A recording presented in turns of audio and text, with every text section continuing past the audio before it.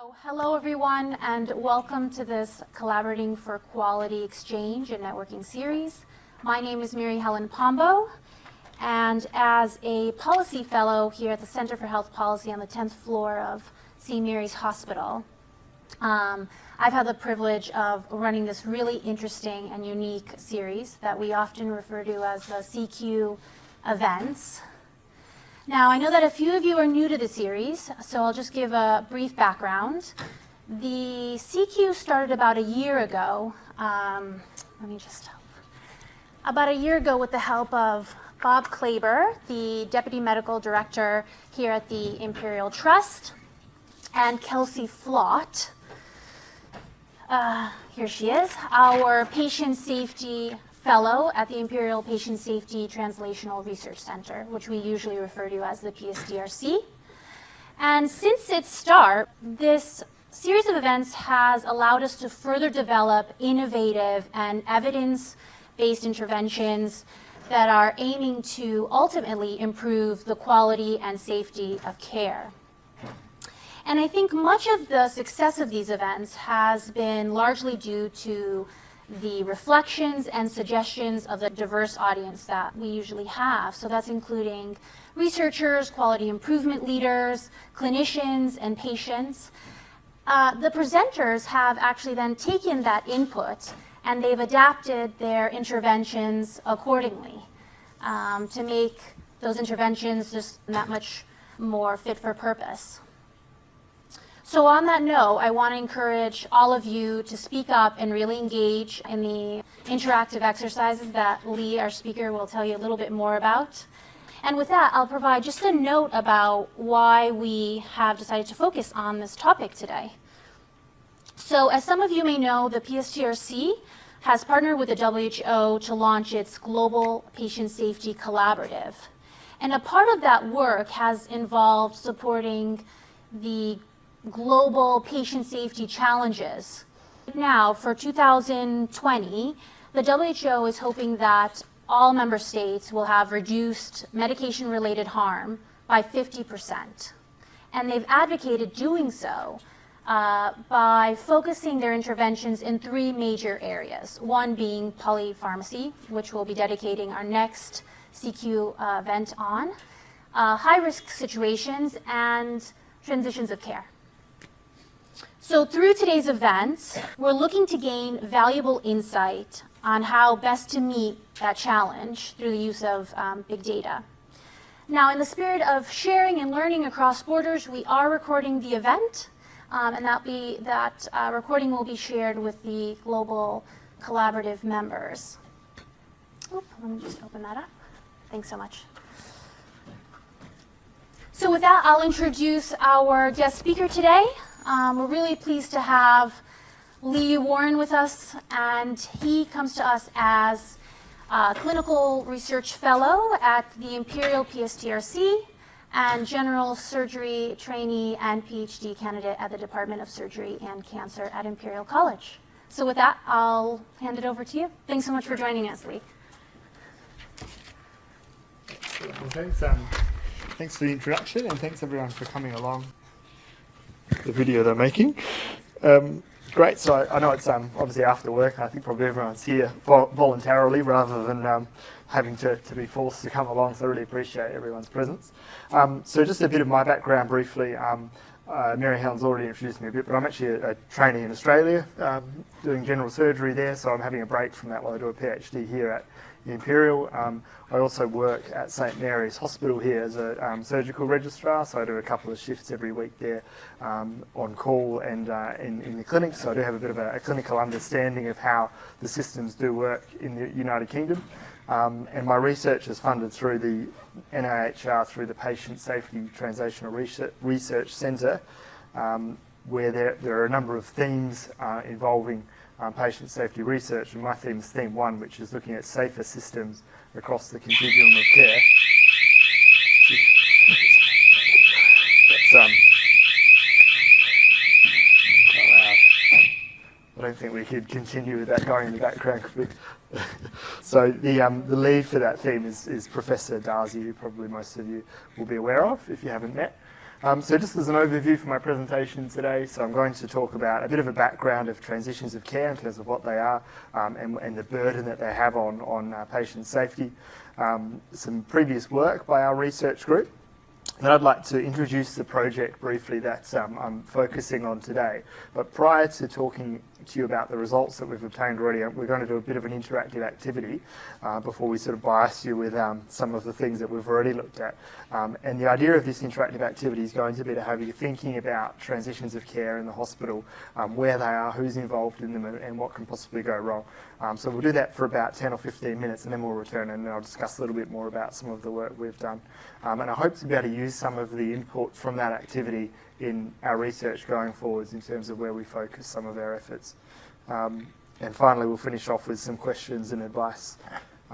So if you do have any questions, maybe just save them up and at the end we can discuss them. I should finish with plenty of time, so we should be able to discuss that.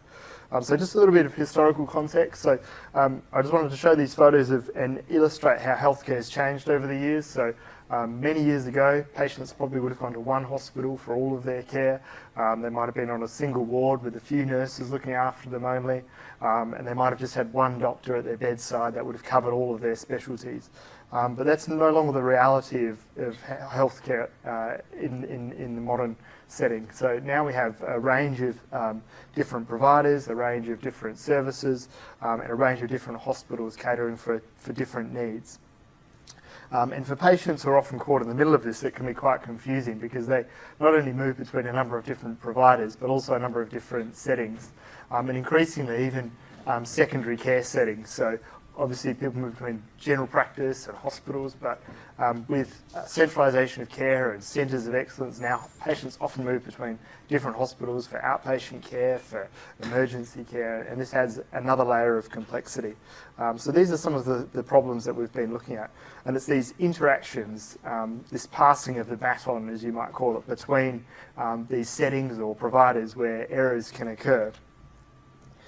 So these transitions of care, we define them here as the movement of patients between healthcare practitioners, settings and home as their condition and care needs change.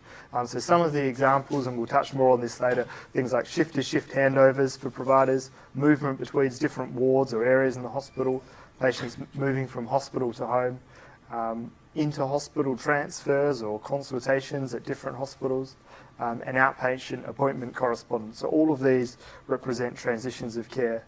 And again, using this passing of the baton, we can see that often these errors do occur at these times, just like they might in a relay race when the baton's dropped. And I like this quote here because they say in that the crowd love the event because it's a car crash event, anything can go wrong. So you imagine if a simple process like passing a baton is difficult, we look at, for example, all the processes that need to happen when a patient's discharged from hospital to home. So this is an example of a heart failure patient going home and all of the different things that need to happen for them to have a successful transition of care. So it's inevitable that things are going to go wrong during this process.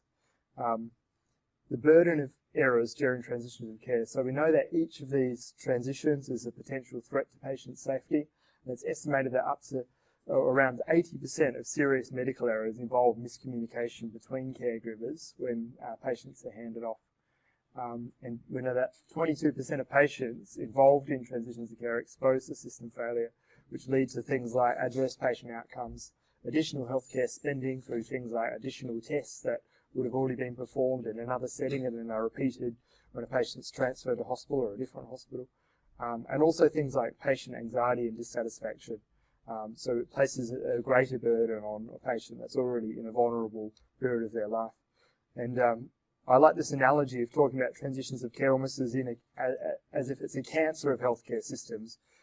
Like cancer, there's a lot of different processes that are involved in transitions of care and hospital systems, and a lot of players, like the cells on the right.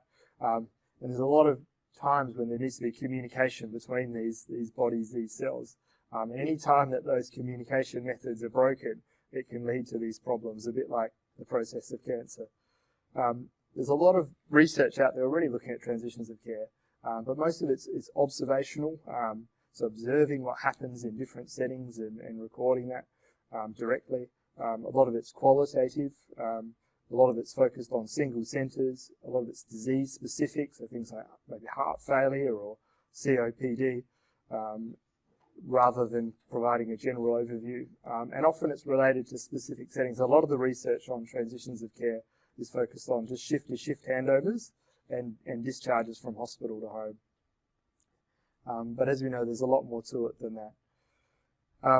So one of this Professor Darcy, my supervisor, one of his favourite quotes is that we can only be sure to improve what we can actually measure. So how do we measure this complexity? So when we look at the analogy of cancer again, there's been this move to using big data, so using things like a combination of health records, pathology imaging, genomic data and drug data, and putting all of that information together using a big data approach to try and improve our understanding of the process of cancer. And this is really the same approach that I've taken with my research for my PhD, looking at big data and trying to use that to understand these complex transition of care processes. And there is a lot of data out there about the sort of processes we're talking about. So there's this really good, I'm not sure if anyone's interested in data analytics in healthcare. This is a really nice report from the Health Foundation from May this year, so it's quite recent, looking at the untapped potential of using healthcare analytics. And there's some really nice quotes in here that says that it's estimated that as much as 30% of the entire world's stored data is generated in healthcare systems. And a single patient can typically generate close to 80 megabytes of data each year in imaging and medical records data. So I was quite surprised to hear that, but it just shows the potential that we have to use this data. The NHS sees 1 million patients every 36 hours, so a huge number of interactions, and all of these interactions that are with a trust using an electronic health record do leave some kind of electronic health record footprint, and that's what we're using for this project. And we know that there's a huge number of different data collection systems across the healthcare system. On this project, we're focusing on the one we use here, which is Cerner Millennium, but there's certainly lots of other examples around the country. So we've got this problem of transitions of care being very complex and difficult to measure. We're hoping that we can find some of the answers in big data, and then we're hoping that we can use some of these answers to put back into digital technologies, whether that's the electronic health record or other devices or applications to try and improve these problems. So my thesis is really focused on 3 levels of care. So I've been looking at the system level, so things like patients transferring between hospitals and electronic health records between different hospitals. I've been looking at the provider level, and this is what at this project that I'm talking about tonight's been focusing on, and then also at the patient level.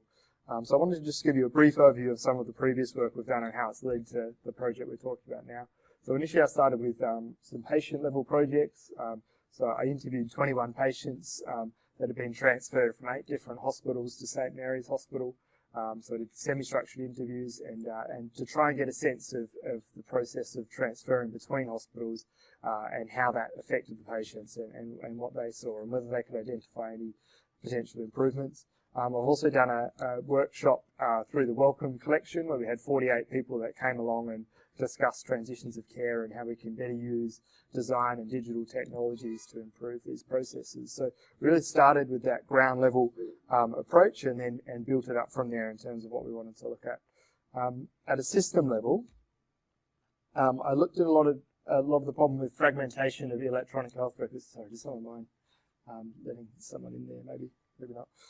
Some of the fragmentation around the country. So we started looking at what we called patient sharing, which is patients moving between different secondary care level trusts, which is increasingly a problem, as I mentioned, with the development of these centres of excellence and centralisation of care. And we did a study where we wanted to match up where patients actually move between hospitals with electronic health record systems to see how often patients move between different health record systems. So, for example, in this trust, we use the Cerner system, and if you were to go to another hospital, for example, Chelsea and Westminster, who are starting to use the same system, the idea is that those records can easily be transferred between the trusts. But if you were to go to a different trust, for example, University College Hospital, who have just started using a system called Epic, it's very difficult to transfer information between those trusts. Essentially, often it needs to be printed off, scanned in, and emailed or faxed. So it's it's a real burden to effective transitions of care between these hospitals. So we wanted to look around the country, look at what every hospital is using in terms of the system, and then look at how often patients move between those different systems.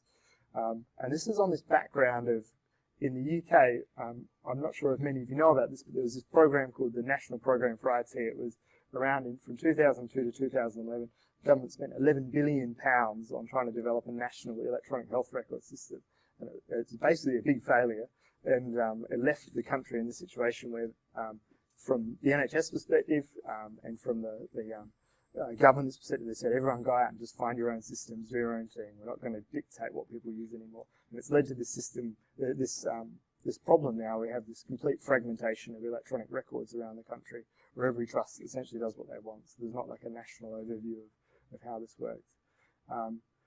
So this was, so what we did is we initially did put in freedom of information requests to every trust in the country to determine what electronic health record or paper record system they were using, and this was the breakdown. So we had a large proportion of trusts, it was about 23% of trusts still using paper records, believe it or not, and the remainder use some form of electronic health records. Some use sort of in-house systems that they've developed themselves, some use a range of different small systems. And then as you go around the world, you can see the bigger systems come into place. Obviously, Cerner is the most commonly used, and then we have DXC Lorenzo, System C InterSystems, and it sort of goes down as you go back around. So, and then when you look at the map of the UK, it's a bit of a mess in terms of where the systems are used. There's no real sort of regional collaboration in terms of alignment of different systems. So that was the first thing, just to show the spread of where these systems are and who uses what. So again, as I mentioned, we had 23% of systems, so 35 trusts were still using paper records, and 7% were using electronic records. And just so then what we did is use hospital episode statistics, which are basically a record of every attendance to a secondary care hospital in the country, and looked at where patients are actually moving between trusts, and we matched that up with the electronic record systems they're using. So we found that about almost 4 million patients every year attended 2 or more trusts. And that was 25% of patients that had more than one attendance attended 1 or more trusts. So it is a big problem that patients do move between trusts. And so 9% of all encounters in the country involved a patient presenting to a trust that used a different electronic health record to their last hospital. So 10% of all encounters, so that every patient that goes to the hospital, 1 in 10 of them, their last appointment would have been with a record system that you can't access the records from that hospital easily. So it just highlighted that this was a big problem. We looked at, these are the 20 pairs of trusts that most commonly shared patients between them. Okay, so we've got at the very top, there's North Bristol and University Hospitals Bristol, and they shared within that year 180,000 patients between them. So a huge number of patients moving between those 2 trusts. And that's because those 2 trusts kind of share specialty care. So one focuses on some problems, the other focuses on the other. So it allows them to deliver specialised care, but patients have to transfer between them. So for all of these pairs, we looked at how many of them actually use the same health record systems. And of the top 20, there are only 2 hospitals that actually use the same record system. So that was Imperial and Chelsea, and that's still kind of being rolled out. Chelsea is still getting Cerner up and running there, but we included that, which was probably being kind, and the only other one was Barts and Homerton. And the rest of these hospitals that commonly shared patients use completely different electronic record systems. So it's a big problem. It's not easy to fix because a lot of these contracts are worth tens of millions of pounds, and they're often for 5 or 10 years at least. So it kind of highlighted a problem there, but haven't really necessarily provided any solutions. But hopefully that's going to be useful for policymakers when this is published. Another thing we looked at is within cities. We wanted to see if within cities patients were more likely to transfer between hospitals.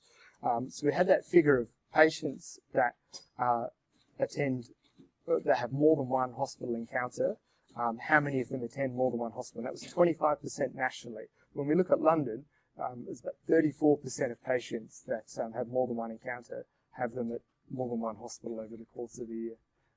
And in the West Midlands, so in Birmingham, it was about 26%, and Greater Manchester at 29%, so slightly higher than the national average. So it just shows that in cities where we have centralisation of care, patients do move between hospitals. So if we want to really focus on areas where we're going to try and align systems better, maybe focusing on cities is a good idea. And this sort of fits in with this philosophy of smart cities and data sharing as well. And these are just some maps of those different cities. And this is the electronic health record distribution in those 3 cities. And on the right there, we have the purple areas where patients are more likely to attend consecutive trusts that use the same health record system.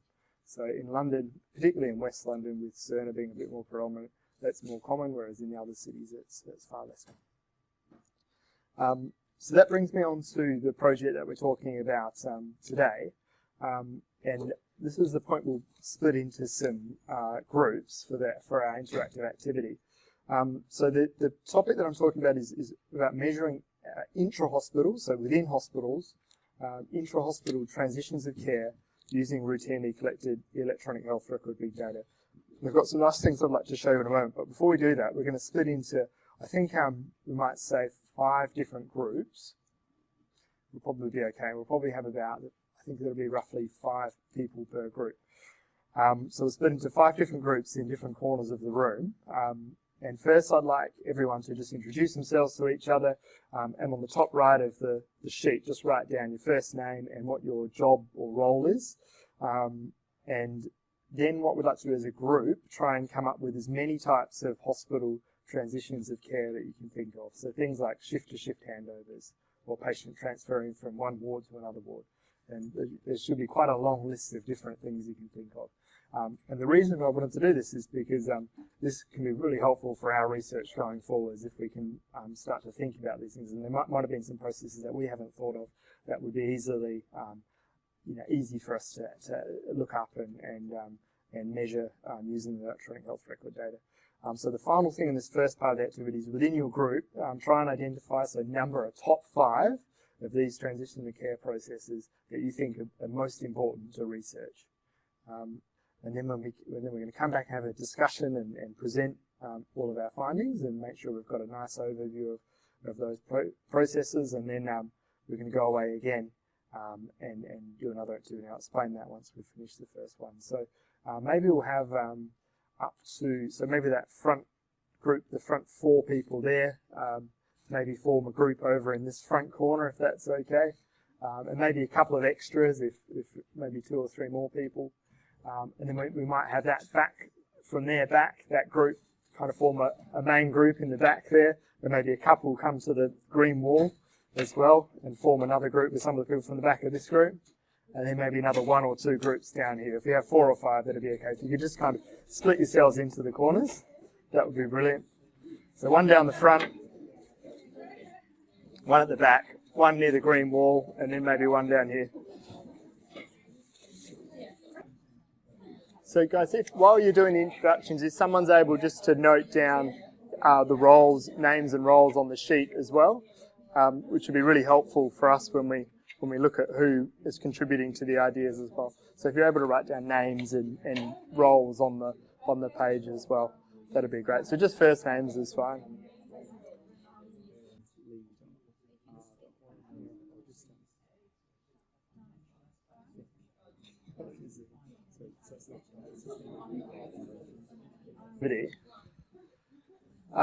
So what we'd like you to do now is maybe just nominate 1 person from each group, just to very quickly run through your list. If there's any, as we go around, if all of the ideas that you've said already, all of your ideas have already come up, you don't need to repeat them, just anything new that you've come up with that might have been missed by the other groups, just so we have a good overview of all the different areas where these transitions of care might occur. So we might start down the front here if that's okay. If someone's happy to stand up where you are or over to the side and just run through your list that you came up with.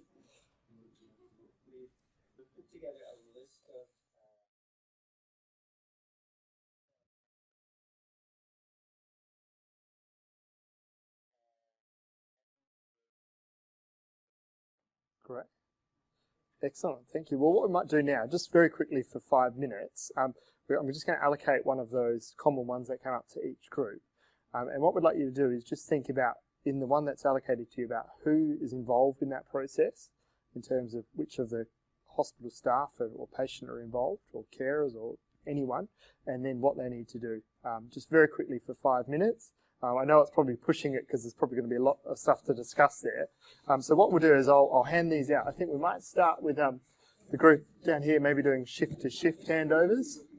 So if you could do shift-to-shift, if we could have the group down here doing discharges from hospital to home. The group in the back corner here doing clinical specialty to clinical specialty was one that came up quite commonly. And then what was the other one? What was another one that we could do? So just on your top 5, was there one that we hadn't covered yet in those 3 that might be a good one to cover? Across specialties, so. Okay, so just to talk about what we've already done on this project already. So the aim was to identify novel insights into provider roles and interactions through analysis of routinely collected EHR data, and to measure these transition of care processes using EHR data. Our hypotheses were essentially that we could use this data to identify and measure key intra-hospital transition of care processes. So it's a retrospective observational review. The setting was a large metropolitan tertiary level hospital, so St Mary's Hospital. We looked at all inpatients over a 2-week period, so we had all the data for all patients that were in the hospital over those 2 weeks. And we actually followed anyone that was in the hospital.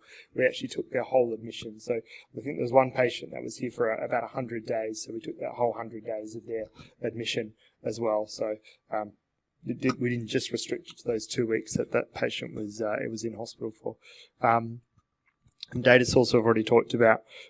So we got ethics approval from both the trust, and we had to go through the HRA process for that to get it all approved. So that did take some time, and also from the college perspective, all the data was essentially anonymised.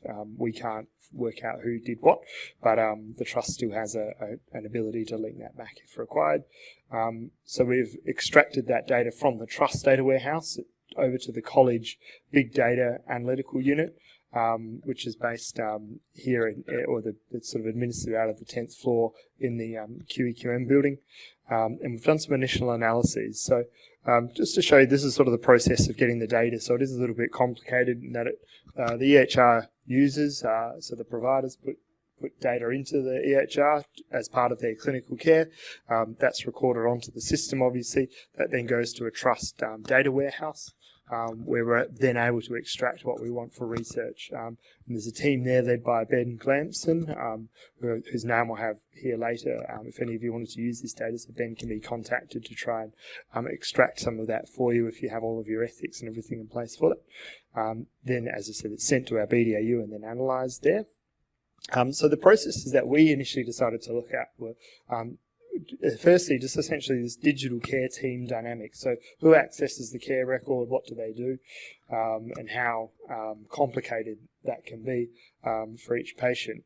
Then we looked at shift-to-shift handovers, a little bit at discharges, and then finally at transfers between wards. So within that 2-week period, we had 1,742 patients and 1,866 admissions. So some of those patients came back for 2 admissions during that period. The duration of stay, as I mentioned, some were just for 1 day, so they might have been a day case procedure, and others were ranged up to about 100 days. There were actually 3,540 providers, or different unique providers, that put data into the system over that period, which surprised us that there were that many. But that includes clerical staff, and even there was some like housekeeping and stuff. So not just the doctors and nurses and people that you see on the floor. So that was an interesting insight on its own. And there were over 2 million EHR events recorded just from that 2-week period. So it's a huge data set. It's quite messy as well. So it's classic like big data, we call it, which is a bit messy. You have to clean it and work out what's important and what's not important. So that takes some time. So we found that as a summary in terms of how many providers were involved. For all the patients, we found that the average number of different providers they came in contact with was about 19. But bearing in mind that a lot of these patients were in just for the day. So for many patients, it was certainly much higher than that. So I've created these graphics. So we looked at a group of patients that had been in for a 10-day stay. So we thought they were sort of long stay patients that had maybe a more complicated clinical course. So for each of them, I've put together some graphics with the different types of providers that access their care record and the numbers. So each of these 4 is a different patient with a 10-day admission, and you can see the differences and similarities in the teams. Lots of providers for each of them, and they're often quite complex. So, for example, you look at this one down here, they had 22 different doctors had input data into their record over that 10-day period. So that's quite a large number, obviously, that ranged from junior doctors right up to consultants, 26 nurses, 6 healthcare assistants, 4 clerical staff, 2 allied health, 2 pharmacists, and 2 other, which are like system contributors and other things that we couldn't classify into one of these other groups. So, so this is sort of an example of some of the stuff that you can use these electronic records for. What we thought would be really nice one day is even if we could incorporate something like this onto a discharge summary for a patient to give them an idea of what their care team looked like. So you might have a printout, this is your plan for your GP, and this was the care team that looked after you during your stay, which I think would, one, be interesting for patients because it would sort of help them to put some more value on their care and understand how complex the healthcare system can be, but also for them to then identify points of contact within the hospital, because what we can do is identify from these providers which ones provided the most care for that patient during their stay. So knowing the EHR activity for each doctor, we can say this junior doctor contributed much more to your record than any other junior doctor. So if you wanted to get into contact with a doctor within the hospital, that's probably the best person to do it with. And the same would apply for nurses. So there's lots of interesting things we could do with this.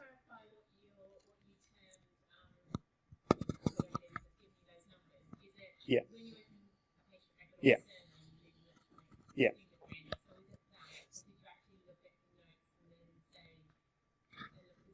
Yes, it was only, so there were 2 different types of activity. One is just accessing the record. We didn't use them. So if someone just looked at it, they wouldn't be included.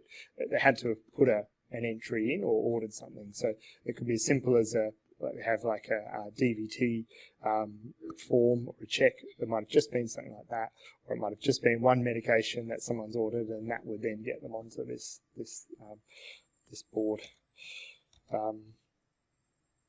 And so then the next thing was looking at for another patient. Again, this was a patient that was in for 10 days. So similar in terms of we've got the numbers of 14 doctors, 35 nurses, and the spread. The size on this pie chart of the provider corresponds, and the distance from the centre corresponds to the number of entries that they put onto their record. So we can see how the doctors, even though there were 14 doctors involved, the number of entries or the number of activities they had on the record were much lower than, for example, most of the nurses or HCAs. And that's largely because nurses and HCAs were putting in lots of observations, they were doing lots of extra checks for pressure sores, for cannulas, all these things. And each time they do something like that, it records a record, whereas doctors were predominantly doing medical notes and occasionally medications as well. But we thought it was a nice graphic just to kind of illustrate the differences in frequency of events for the different providers. Another thing we thought about is how different providers use the record differently in terms of activity. Unfortunately, the medications wasn't, I mentioned about the data not being very clean, the medications didn't actually come out in the data set we've got. We've got to go back to Ben and the team to try and get the medications out. So I removed medication ordering from this because we weren't picking up accurately, I think, the number of medications that were ordered. But medications aside, we split the different events into 4 different groups. So we had OBS, we had checks, which are kind of checklists and checking things off. We had notes and labs, that's ordering or reviewing tests. And we looked at these different groups of providers and how they use the record differently. So you can see healthcare assistants in green and nurses in blue. We're doing lots of OBS. Healthcare assistants essentially mainly just doing OBS, which is not what we know from often on the floor. Nurses, OBS and notes. We had system was like a lab technician or someone, obviously mainly labs. We had doctors doing, for some reason, a few obs, lots of checks and running lots of notes, and clerical staff, lots of checks and notes. So it kind of makes sense. We thought it was a nice graphic to kind of illustrate how different people use the healthcare record. We had a BSc student that we had help on this project for a while, and she was looking at differences between the week and the weekend in terms of which type of staff are in the hospital. And this is something, again, that you can answer quite easily from electronic health record data. So you don't have to go to rotas and calculate everything manually. You can purely just pick that up from entries on an EHR system. So she looked at the mean number of different providers working on the weekday and then on the weekend, and the difference between the weekday and weekend. As you can see, nursing staff almost the same, week and weekend number was almost the same, whereas the medical staff, there was a significant drop in the number of doctors working in the hospital on the weekend. So it was about half the number of doctors in the hospital over the weekend, which makes sense. And then going through the other specialties, you can see as well how that changed. Interesting one was clerical staff seemed to for some reason go up over the weekend. And then the total number of providers per day. So we had about 657 different providers per day on the weekdays, and then 550 on the weekends, so slightly lower number on the weekends, and it's represented in the graph on the right side as well. You can see mainly that drop in medical staff, the others remaining quite similar. This is looking at over a 24-hour period, just the frequency of all electronic health record entries or activities on that record system. So you can see overnight, there's this real dip at about 3 or 4 a.m. There's really not much happening on the record system. And then as we probably have the morning obs and medications start to pick up, we can see this peak. And then interestingly, we can see around 7 to 9, there's a dip. And that's probably where the morning handover is happening, and nursing staff have stopped. They're not using the computer. They're standing around in a circle talking about the different patients. So you see that dip, and we have like a bit of a lunch break where people are probably stopping intermittently over a couple of hour period to have a break. And then again, we have this dip in the evening around about the handover time again, and then a spike up probably after handover where obs are starting up again, medications are being administered, and then it dipping down again overnight. So it's quite interesting to see how the activity changes over the day. So there's lots of interesting insights from this data. We looked at discharges as well. So we looked at this thing, Discharge Summary Finalised, which is essentially a form when a clinician, normally a doctor, says, okay, patient's ready to go home, their discharge summary is, I've checked it and it's complete. It's normally the person that fills in the information and then finalises it. And then it's when the patient goes home and they get a copy of that once it's finalised. Interestingly, 31% of providers issuing the discharge summary had not contributed to the patient's care prior to that point, which we thought was, we know this happens in that someone has an outstanding discharge summary, or someone gets a call from the ward, says this patient's going home, they need a discharge summary. So that indicates that a third of the time the doctor that's doing that may not have ever met that patient before.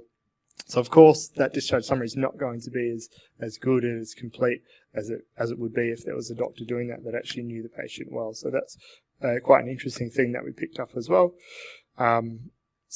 And then on average, the discharging professional contributed 22 events for the patient they're discharging, which was about 9.5% of the mean number of those events per admission. So, and then we're looking at the time of the day of the week. So the highest day of discharge was Thursday, and surprisingly Sunday was the lowest. And then finally, we wanted to look at Waterboard Transfers. So this is like a network map where every dot's a bit hard to see on the screen here, but it's enlarged in a moment. Every dot is a patient, and every red dot's a patient, every blue dot is a ward. Where there's a dot, for example, this one here with all of these ones here, these are patients that only attended that ward, whereas if it's between two, and there's actually a line, you can't really make it out here, there's a line between two areas, that means that patient moved between those two wards at some stage during their stay. So where it's enlarged here, you can see. So these are some wards like there's Douglas Ward, Joseph Toynbee, if anyone's familiar with the with the hospital, Manvers, so these are some of the medical wards. And you can see they are in the middle here, and basically all patients that went to those wards had also been to another area in the hospital as well. So we can pick out the wards that patients often move between, and say that those wards really need to focus on that process of patients moving between wards, and they need to focus on those, the key steps that are involved in them safely being transferred. So that's quite interesting. And then looking at, like, as I was mentioning here, for example, you have another ward like the surgical assessment unit where lots of patients, they just go there and then they might go home from there. Whereas other patients that go out from there, ones that are being transferred, for example, to Charles Panner or other areas. So again, quite an interesting insight. And then again, we had our BSc student put together this chart, which basically shows areas that patients are more likely to be discharged from versus areas that are more likely to be transferred into, transferred out from to a different ward. So obviously this one down here is where patients are most likely to be discharged from, so discharge unit makes sense, whereas patients in these areas were more likely to be transferred to another ward from those places rather than going home. So this CDU, which is like a early rapid access A&E department essentially in the acute assessment unit for the medical patients. So again, that makes sense from a clinical perspective. So we can kind of start to get an idea of areas where we need to focus our efforts for different processes from just purely from analysing the electronic health record data. So that's essentially it. So it's just a little bit of an overview of some of the stuff we've done already. And I'll have a look at these sheets and then we'll try and find if there are any more processes. And I just wanted to give some credit to people that have helped out with the project, particularly Johnny Clark at the top. Johnny's a pretty amazing CRF in our department who's very good with coding and using Python, which is the script we use to code a lot of this big data. So he's been incredibly helpful with that. Jenny was a medical student we had who was doing a BSc project on this. Ben Glamson and Luca from the research informatics team in the trust as well, who are very helpful getting the data for us. So that's essentially all. So I thought if anyone had any questions, and then we'll break, and that's essentially it. So do we have any immediate questions from the group, or comments, or advice, or criticisms? All welcome.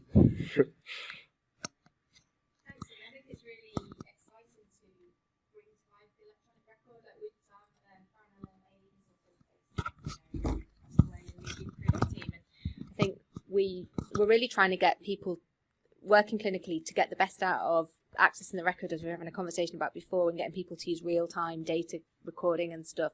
And I think sometimes seeing some of it being brought to life and being reflected back on, did you know for this patient's journey you did X, Y, and Z, I think it's really, really quite nice. So thinking about how that could be shared and spread would be really good. Yeah, great. Cheers.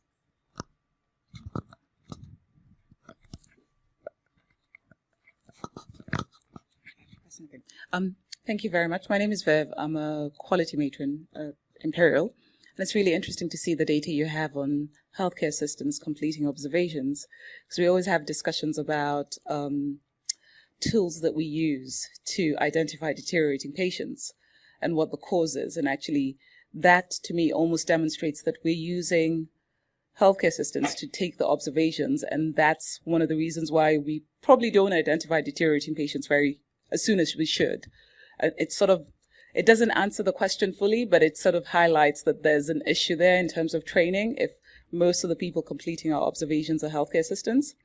And then the other thing I was going to say is your data in terms of how patients move within a hospital is really interesting. And I wonder whether in the future that will be used to design hospitals in terms of patient flow. It's just a wild thought. Yeah, no, all these things are possible.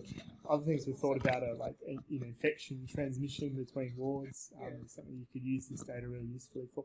And with the HCA, I mean, there's no reason you couldn't pick up. You could have the patients that had deteriorated. And we know that there have been projects within the hospital where they've identified a deteriorating patient from the electronic record retrospectively, and you could go back and see who did the OBS leading up to that.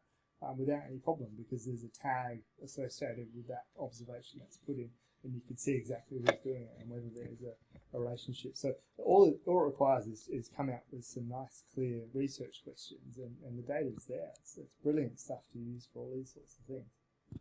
Yeah. Hi, my name is Linda. I'm a regulatory lead at Cleveland Clinic London. Thank you for your presentation today. And I think for me, just to add, I've got a slightly different perspective coming from the independent sector. And we are building a new hospital, and essentially this is what we're currently looking at now, is that transitions of care. But what we're doing is trying to understand, well, how can we ensure that we're a digitally enabled hospital where things have been picked up? We've got, various people from the NHS working with us, the bottlenecks that they've had, and how can we ensure that that transition is smooth within, the sector that, within the private sector that I'm in. But I guess one of my questions would be, are you looking at a small sample, or do you intend to kind of go across the UK and see different IT systems that are being used? How do you envision that you collate this information? The sort of different things, I suppose. We spoke initially about the different systems used in different places, and I guess that's a barrier to doing like a national study, because then there's no standardisation between those systems. So it'd be very difficult to go to a hospital using a different electronic health record system and combine our data with theirs, because it would probably look completely different. So no, we're not looking at it from that point of view. But then again, there's no reason why you couldn't go to a different trust and do something similar there. It would just be difficult to combine it all together, I think.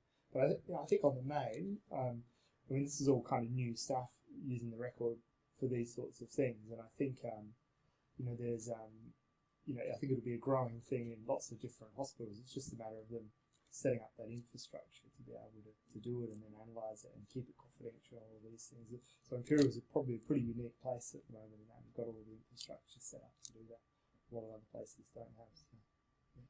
Any other questions?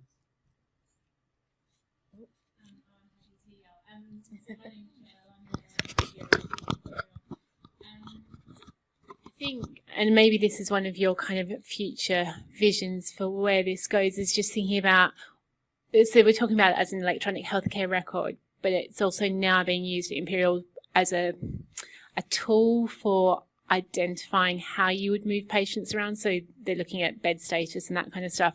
And I think it would be really interesting to understand what is happening across the rest of the country using Cerner in terms of what applications they've kind of put within it to use it as more than just a patient record, particularly so that we're not reinventing the wheel. And in my experience, we're not always aware of what other trusts are doing with Cerner.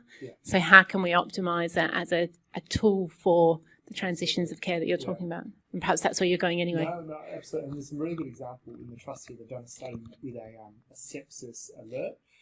So they looked at the introduction of a sepsis alert on the Cerner system as like a digital intervention.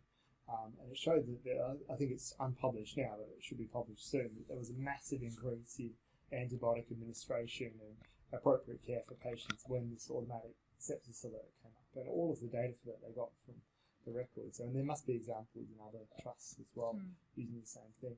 The other thing that we've thought about that would be really interesting is even looking at if you could get this data as a live feed for a hospital manager to see activity at different parts of the hospital at different times and then allocate staff based on that, rather than just saying this ward always has 10 nurses and this ward always has 5, to say that, well, actually they've got like 5 really complicated patients, and you can see that those patients are demanding more activity. Why don't we allocate resources accordingly? So I think if we could do that sort of thing within the hospital, it would be incredible. And you would think that the companies like Cerner would be investing resources into this and developing that sort of software, but we haven't really seen any evidence of that yet. So maybe as a university or as a hospital trust, that's something that we can kind of push to try and develop in real time, because I think it would be an amazing asset to have for hospital managers. And if I can just follow up on something that Fran said, which is the sharing of this information. So from a kind of a clinical or ward-based perspective, that would be really interesting. We can both think of where. is there anything that you would feed back to the trust about the difficulty of accessing the information that you sought and the kind of integrity of what was in there? Because that's, I think, the problem that we all face is getting the information out. Yeah, so it took me over a year to get this data because of just ethics and trust ethics. Every step of the way there was another barrier to getting it. So yeah, I mean, that process could be smoothed over. I think we were probably one of the first groups to get the data. So I think it'd be a little bit smoother now as more people try and do it. But yeah, it could definitely be better. I'm not sure how, but maybe someone could work on that. Yeah. Even if there was like a big repository of all the data or something, and you could just apply to have access to that entire data set if you had the right security settings and things. I'm not sure. Yeah. Cool. Well, I guess if that's it, we might break. Pizza's probably not very warm anymore, is it? Anyway. So before we wrap up, I just wanted to make a quick announcement about our next event. It's going to focus on polypharmacy, and Frances will be bringing her experience on running a particular polypharmacy intervention at University College London. So please do stay tuned for that. If you're signed up for the CQ website, or if you're a part of the trust, I know you generally already get an invite, I think. But if you sign up also for the Institute of Global Health Innovation mailing list or newsletter, then you'll also get an announcement about that. I think it'll go out tomorrow if you'd like to register for that. So with that, please do dig into the pizza and enjoy some wine. Thanks so much for joining us. Cheers.